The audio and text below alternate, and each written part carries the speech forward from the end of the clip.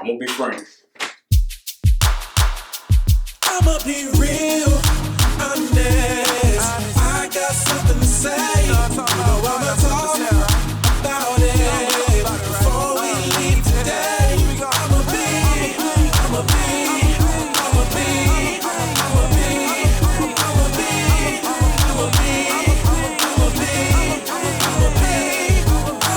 frank. So what you want to do is you want to go to the SAG website, just like this. And then what you want to do is you look for locals. You hit that. And let's just say Atlanta, because I'm in Atlanta. You hit Atlanta, you wait for it to pop up.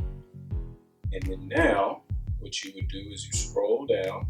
And I'm doing this on the phone, so it might look different on the computer. I usually do it from the computer, so this is a little bit different for me. But you scroll down and you find SAG franchise agencies.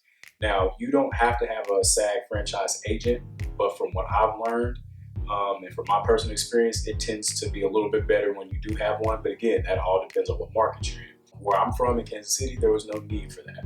But somewhere like New York, LA, or here in Atlanta, it's a little bit more recommended to do so. So anyway, you hit the SAG franchise agents. There we go.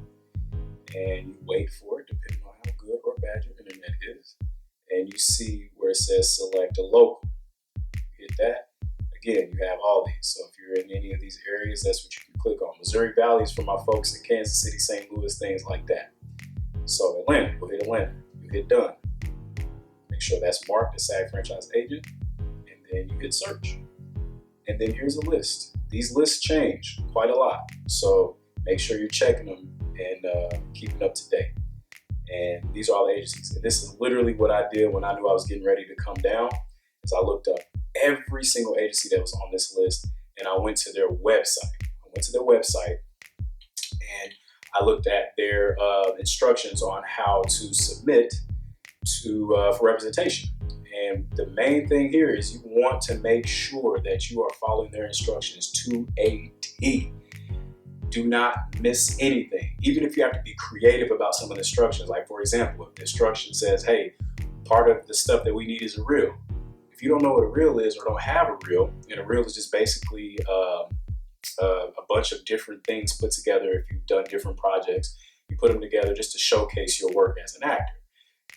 If you don't have a reel, then again, if you have some extra funds, you can research different organizations that are dedicated to creating reels for actors, where they, write out a scene, film the scene, and they give it to you to keep, so you can use it as a reel or a clip for your reel. Or if you don't have any funds, film yourself, kind of like how I'm doing here, just doing a monologue or a scene. Just make sure you're not in a distracting background. You have plain black background or anything like that. So that's kind of basically what that is there. But again, I literally went through every single agency and I submitted to every single one, and following the instructions that they gave. Now, hopping back to the real conversation, and again, it depends on the market that you're in. Some agents, they will only accept reels, like professional looking reels. And if you don't have one or anything that can at least suffice for that, then I won't necessarily say it's not time to get an agent, but you definitely want to prioritize getting footage, and good footage at that. But again, it depends on the market.